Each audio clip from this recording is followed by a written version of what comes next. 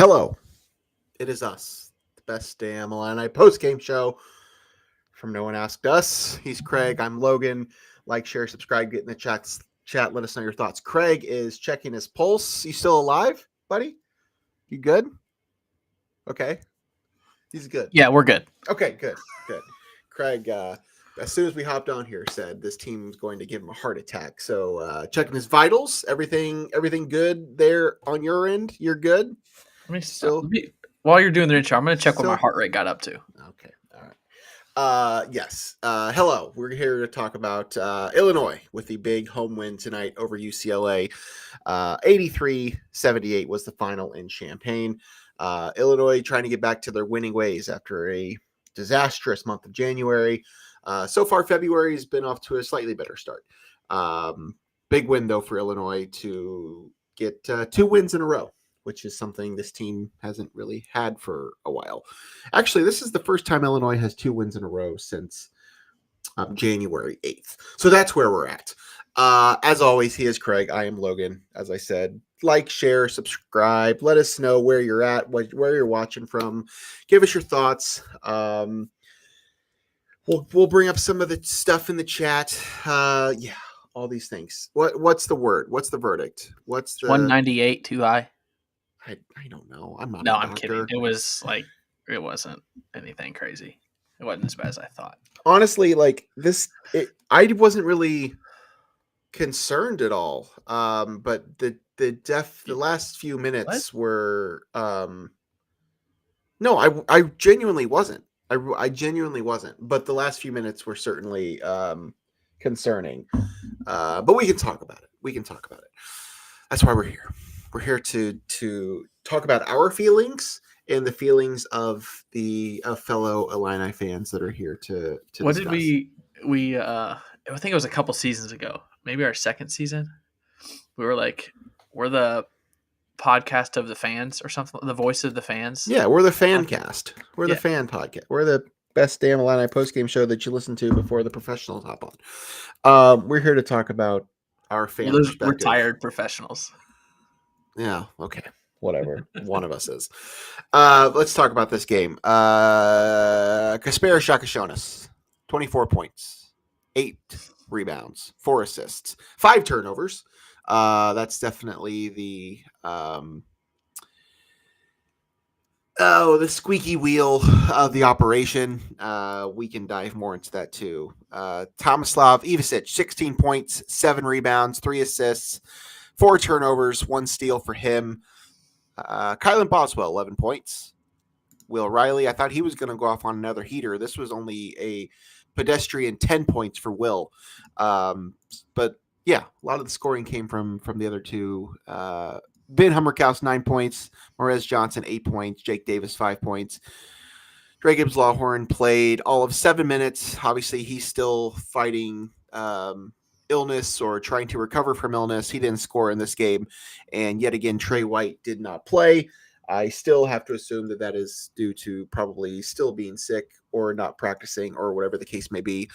Tyler Bilodeau led all scorers, 25 for UCLA. Kobe Johnson, 14. Sebastian Mack, 11. Old friend Sky Clark had 9.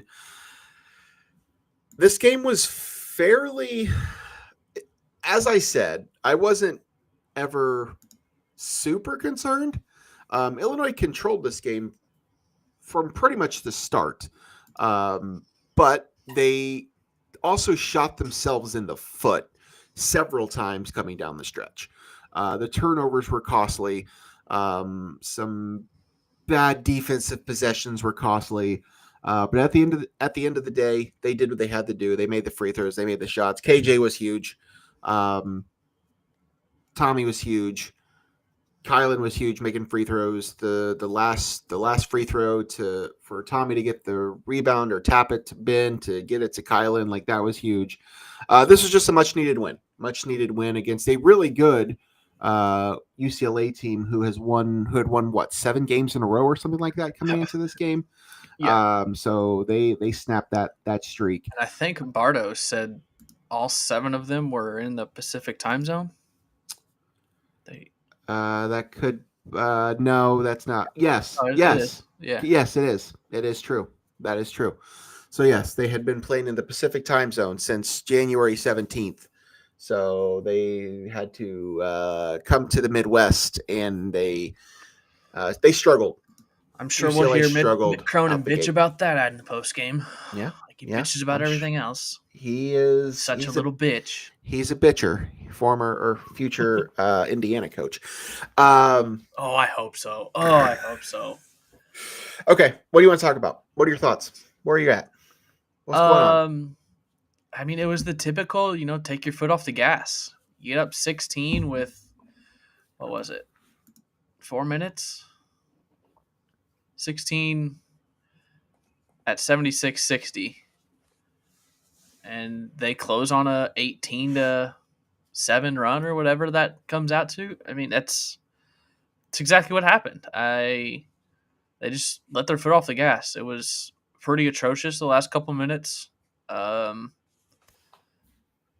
in all, I don't think Illinois played fantastic. Obviously, wasn't their best game of the season. It also wasn't their worst game of the season. I thought they played okay. Um, Overall, I'm not super impressed with UCLA. I mean, if you step out and guard Bildo a couple times, don't give him wide open threes. This is a double digit game. They didn't really have anything going until late when they were scrambling and just hurry up offense and jacking up threes, and a couple of them went in and they got to the rim a couple times. So yeah, I don't think Illinois played particularly well. You get the win, 9-6, I believe, in the Big Ten now. So I don't know how much this helps in the double bye, but it is still alive. If you lose this game, it's that much farther gone. So yeah, I don't take away nothing cause for concern today. Nothing was like, oh, they got this fixed. I do think they went back to their old ways of shooting too many threes. But they shoot 28. They shot 28 threes. Yeah, they did make 11. They make 11 of them though, so they were making them 39%, tonight. So that's is better if you're making them, then you don't need to go away from it. It's when you're shooting the 28 threes and you're only making 5 or 6 of them that you need to switch it up. So I didn't think the offense was particularly a problem. I don't know why we didn't see more Merez Johnson. That's probably my biggest question, because he wasn't in foul trouble. Yeah. He only played 9 minutes in the second half and 11 in the first half. I really liked there was a couple times they had high-low plays with Tommy and Merez, and Tommy had the assist to Merez. That's probably my one question, is where was Merez the second half? I don't know if there was a defensive matchup that they didn't like, which could very well be the case, but that's about no, that's a fair question. My rebuttal would be, you had a good game out of Ben Hummerkaus. So now that Will's really kind of emerged as that third guy, somebody's going to be left out. Yeah. Now, granted, you were still really down a couple players. As I said, Dre did play 7 minutes. Trey did not see the floor again. I guess he did see the floor last game, despite me not realizing it. So I don't know. I don't know that there's a definite answer. Maybe Brad will talk about it in the post game. But that's what I would say is Ben Hummerkaus played 35 minutes tonight. I thought he was pretty good. 9 points from him, 2 for 5 from 3, 3 for 4 at the free throw line, 3 rebounds, 2 assists. So like, he's your true 4. So I think that probably plays into it somewhat. But yeah, I don't entirely know. From a like stat comparison type thing, I mean, this game, both teams were pretty even from the field. Illinois did shoot more threes. So that percentage was significantly lower, but they shot better at the free throw line. They out rebounded UCLA 36-23. Second chance points 10-4 in Illinois' favor. Points in the paint was even 28 each. So I mean, really, this game came down to the fact that Illinois had the better players on the court, and those better players did their thing. the two guys we talked about all season, KJ and Tommy, combined for 40 points. I mean, that's the difference. That's the difference. UCLA doesn't have that. Bardo kept saying it, and I think I'm agreeing with him, and I think today cements it. Tommy's the most important player on this team. I agree. I thought it was KJ, but I think this team has proven they can do stuff without KJ because they made a couple big runs in games they needed it while he was on the bench. And then we saw what happened the couple games that Tomislav was out. And today I think proves it that he is the most important player on this team. And it's not even close. Their record with him out?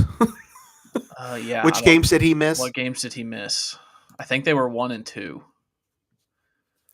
He definitely missed Maryland. He played Michigan State, missed Maryland, Northwestern, and Nebraska, I believe. 1 and 2.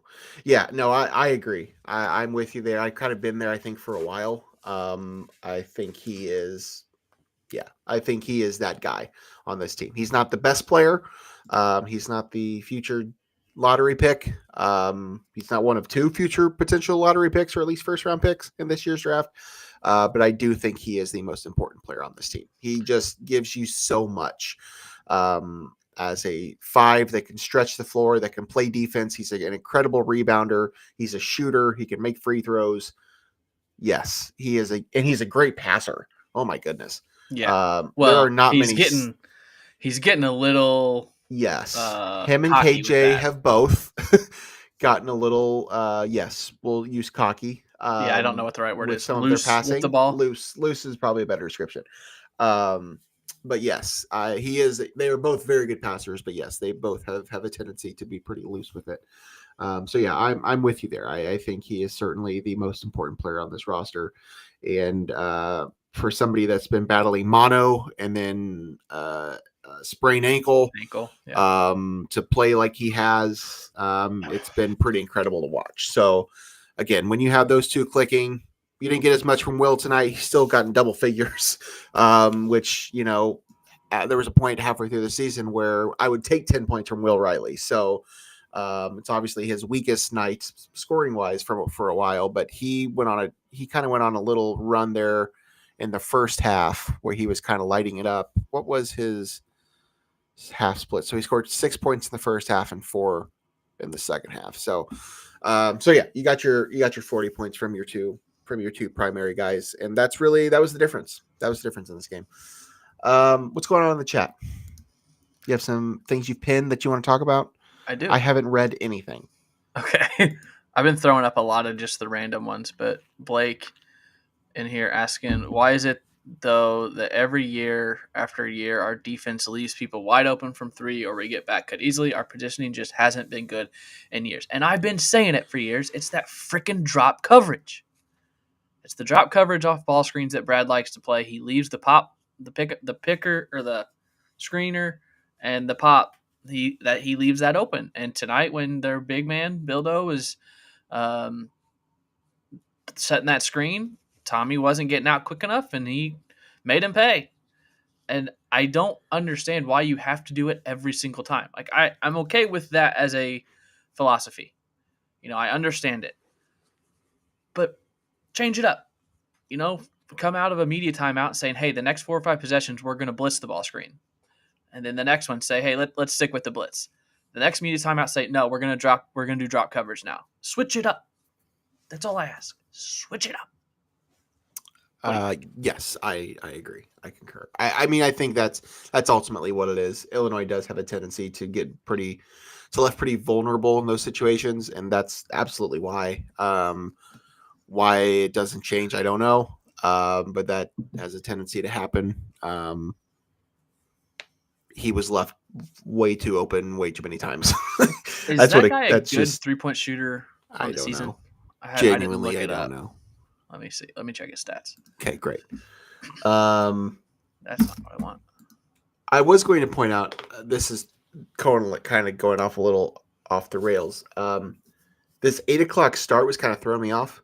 because like I thought by the time we got off this, like it'd be much later, and I realized it was only like 10 o'clock when the game ended. I'm like, He's a 40% 3-point shooter, so it makes sense to leave him open.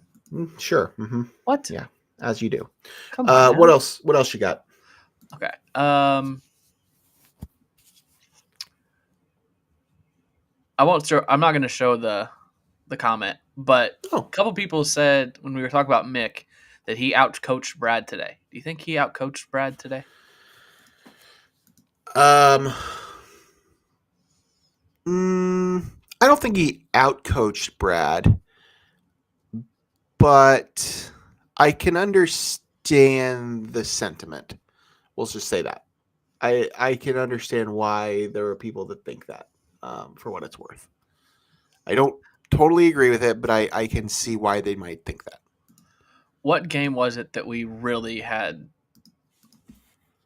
critiqued Brad hard? Was it Nebraska? Might have been Nebraska. It would have had to have been Nebraska. Because whatever game it was, after that, I feel like he has been much better. Yeah. I feel like he's made a lot of adjustments. Because it was the following game was the Ohio State game where they actually made adjustments at halftime. Yeah. So, yeah, I do think it's been better. Yeah. Did Mick outcoach him? I don't know. That might be a little bit of a stretch, but I don't know that it's that far off. I think Mick, from a coaching standpoint, probably did have a little bit of a better game. He just didn't have quite the talent on the floor that he needed to win this particular game. I thought I saw some things from Illinois tonight that I hadn't seen in a while. You know, he's been doing that football out of bounds play for years, and I thought tonight it worked the best that it has ever worked. Yes, twice in a row. The first time was in our text I called it beautiful chaos because it was like a lot of dribbling from Kylan and then a couple of jump passes and Tommy's wide open for a dunk. I was like, that was chaotic, but it worked. Tommy almost didn't catch that. Yeah. And then the second time, I thought you had Kylan open deep. KJ didn't throw it, which is probably a smart decision. And then Kylan came back and got it and got the foul. So I thought that worked well. There were a couple other sets that I think they did some stuff that they hadn't yet, that UCLA had scouted and kind of cheated a little bit, and then Illinois hit them going a different direction. So I didn't think the coaching was particularly bad tonight. I don't think Mick Cronin is – I've never been impressed with Mick Cronin. I'll just say that. And tonight he didn't do anything that changed my mind on any of that. I mean, Kaylee hit the nail on the head, though. Don't feed his ego, please. For the love of God. We don't need that on this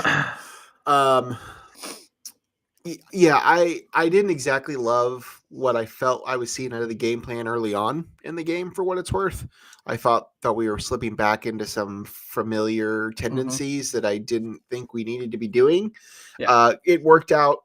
UCLA was really struggling early on, and I think that was really the difference in the game. UCLA struggled hard coming out of the gate, and maybe that was, as Bardo alluded to, the getting out of the Pacific time zone travel. Maybe that was the issue, because they were very slow to start this game. If it wasn't like that, if they kept that game a little closer early on, I don't know that Illinois wins this game, because Illinois did not play that particularly well. But they got out to such, I think it was like, what was it, 18-4 or something? No, it never got to 16. It wasn't that bad. And it didn't get to 16. It was 14-6. I don't know. It was something early on. I can look it up. And they got out to a really, really good lead. And then 14-4. I think it was 14-8. Okay, whatever. Not important. 28-13 was the biggest first half lead. Point still stands. Yeah. I think that UCLA struggled out the gate, and had they been a little tighter, I don't know if Illinois wins. And that's something we haven't seen from Illinois either. Normally, Illinois is the UCLA tonight. Normally, Illinois is the one that gets down in the hole early. But tonight they came out hot. First play of the game, I had forgotten until I was looking at the play-by-play. They did a post-up ISO for Merez. He set a screen and got switched on a guard, and he went down on the block. Everyone else went on the other side of the court, and he backed him down and got a, I think it was a layup, maybe it wasn't a dunk, but got a layup right off the bat. And then it just snowballed from there. You hit 2 threes early, and it was it was a nice, I don't want to say surprise. For once, it was nice to have an early lead and not have to worry about the team coming back. That's something we're used to, I feel like, with this team. Yeah. Okay, a couple of other things. This was a homecoming of sorts for a couple different gentlemen. Kofi Coburn came back, got on a plane from South Korea, where he is playing professional basketball. Came here to watch his jersey be raised into the rafters. Has it not been already in the rafters? It's been up there, okay. Yeah. He just hasn't been here to actually been a part of it. So Yeah. It was good to see some of the stuff with him. I haven't watched the full halftime stuff yet. I know some people have posted that. But obviously good to see him. Did someone post the full ceremony? I think somebody did. Okay. I was hoping they would, because Peacock didn't show any of it, right? No, they didn't show any of it. I was watching the other game at halftime anyway. I was. Which one? Purdue? Purdue.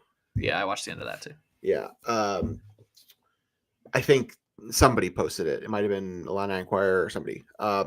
But good to see him back. Obviously, nothing but great memories about his 3 years in orange and blue. I know there's a lot of people outside of Illinois that don't understand why Illinois does what they do when it comes to jerseys.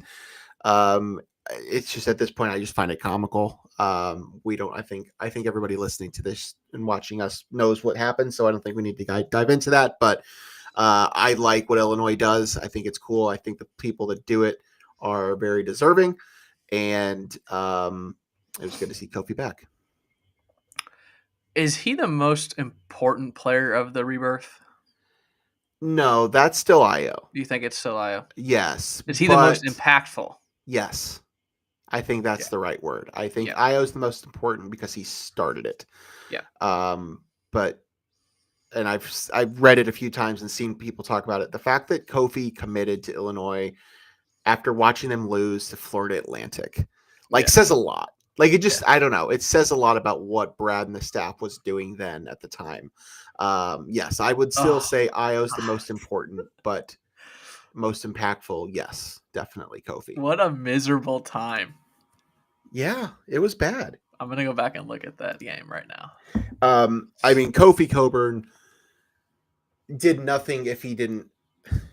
He absolutely raised the floor of Illinois basketball. Who the coach was on that team? Florida Atlantic? Dusty May. Yeah. Other future Indiana head coach. How many of those do we have on this pod? Kofi, he raised the floor. I don't know how much he raised the ceiling a couple of those years, but he absolutely raised the floor. And you knew what he was I think Bardo referenced that he was a walking 20 and 10 every single night. Yeah. You know, in an era where there were some really good post players in the Big Ten. Yeah. He was amongst the best for those at least 2 years, if not a full 3. So I'm glad that he was able to come back and see that and see his jersey that's going to hang up there next to Io for forever. The two of them will be forever linked, as they should be, because the two of them really turned this whole ship around. I don't understand how the best league he can play in right now is Korea. Yeah, I don't understand it. I don't He's get it. 7 feet, 300 pounds. And he now he can't step out and hit a 3, but he can hit a 10-foot jumper. Like, how can he not at least get a chance in the NBA? Yeah, the dude's a monster. I don't know. I don't understand it. They showed there was the one video. So I did watch the 1.5 minute long highlight thing, and there was the clip of DeMar and Io watching when they came back for Io's jersey. Yeah. And the reaction they gave to something Kofi did, just he was just incredible. He was incredibly fun to watch. I don't know how he's not playing in a league better than where he is, but maybe he's just making so much money there that it doesn't matter. That's what Bardo made it seem like, was that he was getting a bag to play. I'm sure he probably is. So yeah, he's good to see him. Brandon, he's in Korea, I think. Yeah. I believe it's Korea. But yeah, good to see him back. Let's talk about Sky Clark. Exactly. And honestly, I'm glad you said that, because that is honestly should have been the reaction, in my opinion, from the student section. I don't think I'll just say it. I don't think the negative comments, chants in Sky's direction were totally necessary. I mean, I get it. They're college students. It's college basketball. You get that stuff all the time. Yes, Kaylee and I had a very brief conversation about this as well. I don't think that was necessarily justified, if I'm being honest. I think Sky was here for 2 minutes. And yes, he was a quitter. He did quit on the team, but I think there was more to that story that we may never know. So I don't know. Do you think it was warranted? Do you think? Yes, 100%. Okay.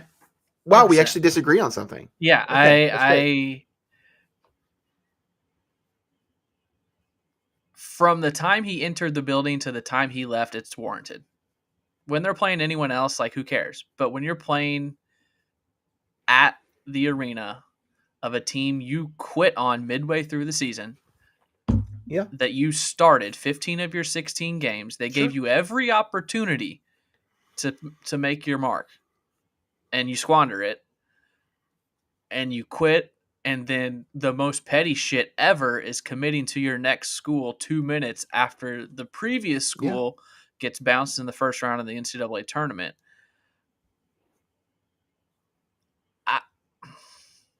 Fuck it. He's not going to watch this show. I think he's a mentally weak person that can't handle any sort of criticism. So he gets whatever comes to him. He's been at 8 different schools the last 8 years. He'll probably transfer again next year and be in another one. It's warranted. To me, it was fully warranted. If for anything else, it gave the State Farm Center a little bit of juice today.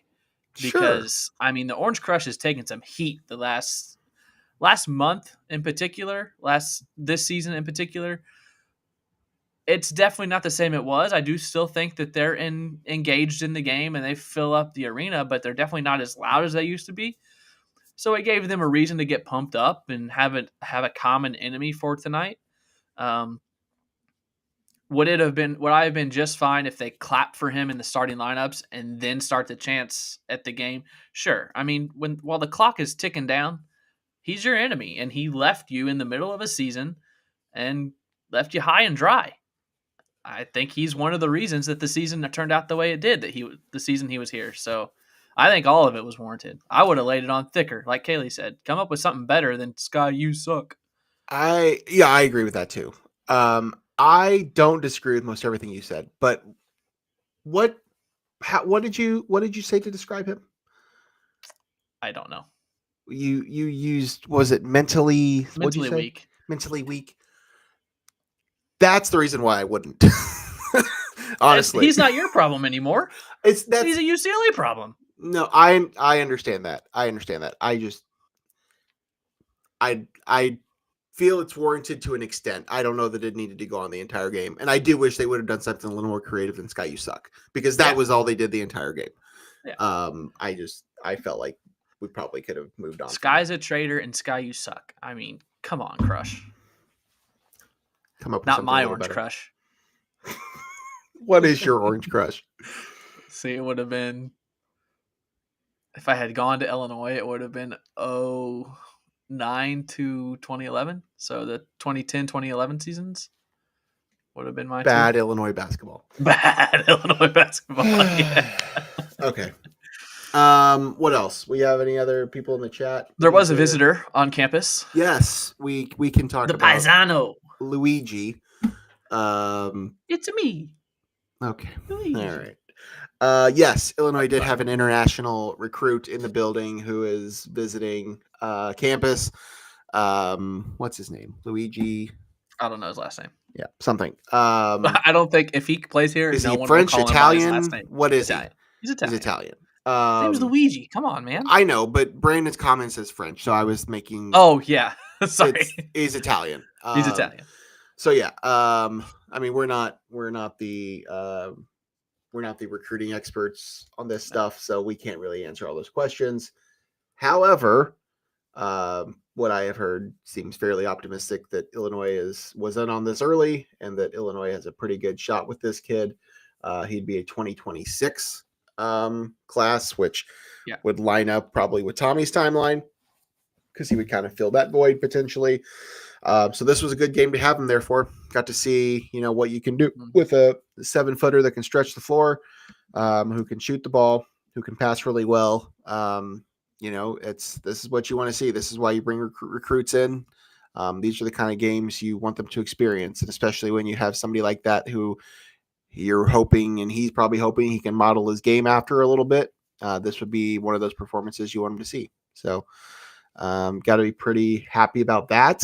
Don't really know what else is going on in his world. I think I've heard Kentucky and BYU at least are also in the mix there. So we'll see. But that was definitely a good one to have him there for. Do you know any more about him?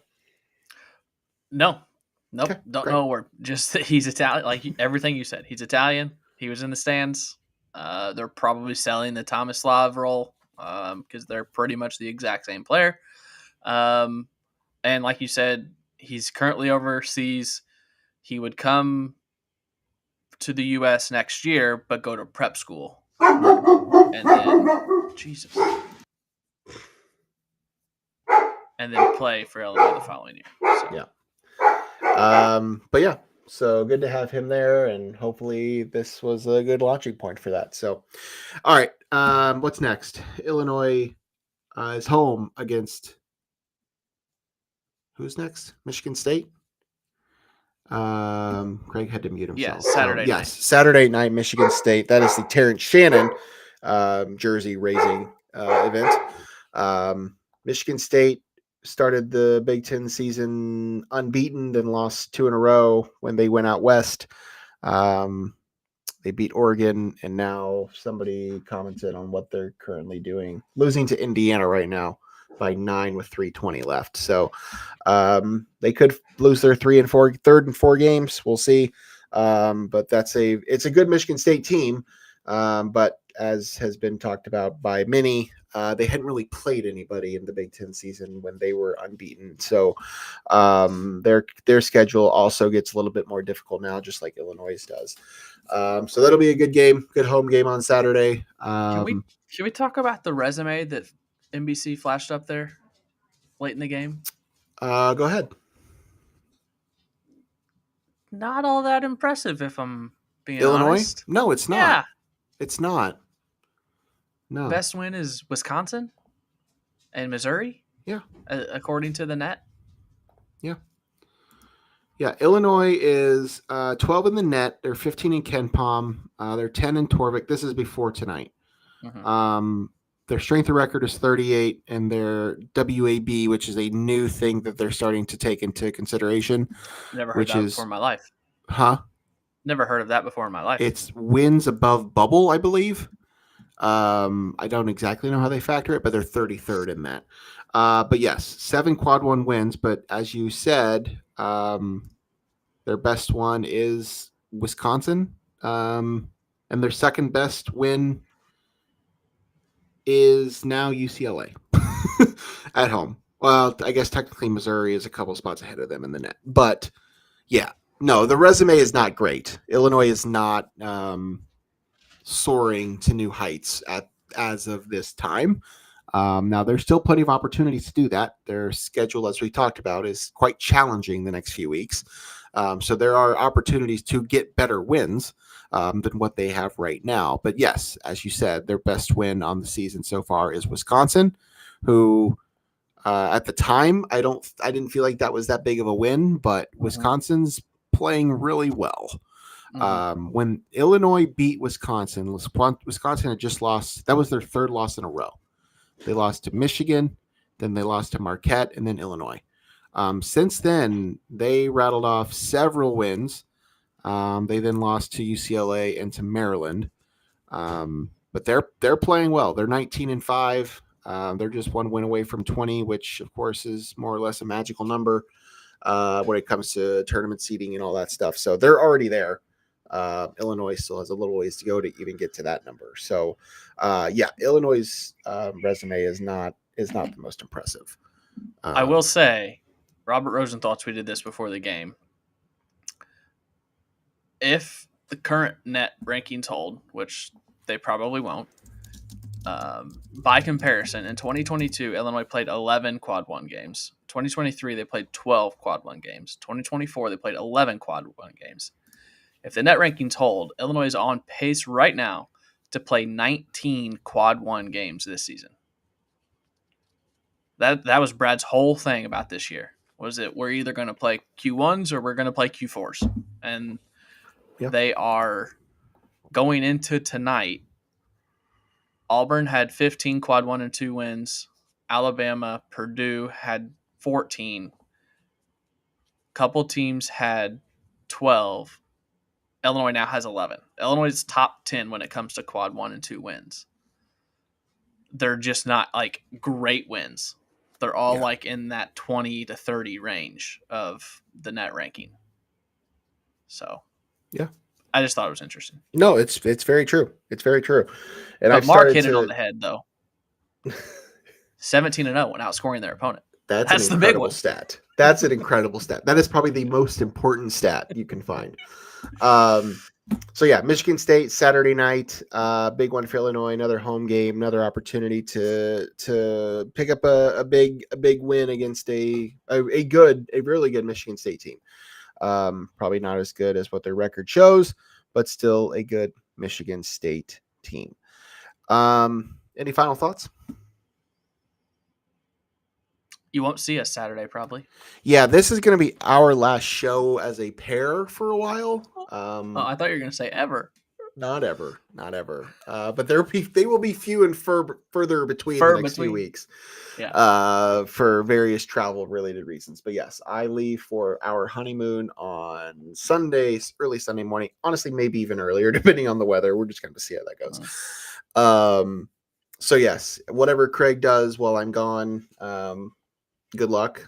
If you have any surprise guests to join you, if anybody in the chat wants to join you, I'm sure you'll send them an invite. But yeah, so I will not be on here for at least a week or two. So, this is the big one. Brandon mentioned Duke. We're gonna miss that one. Yeah, I will.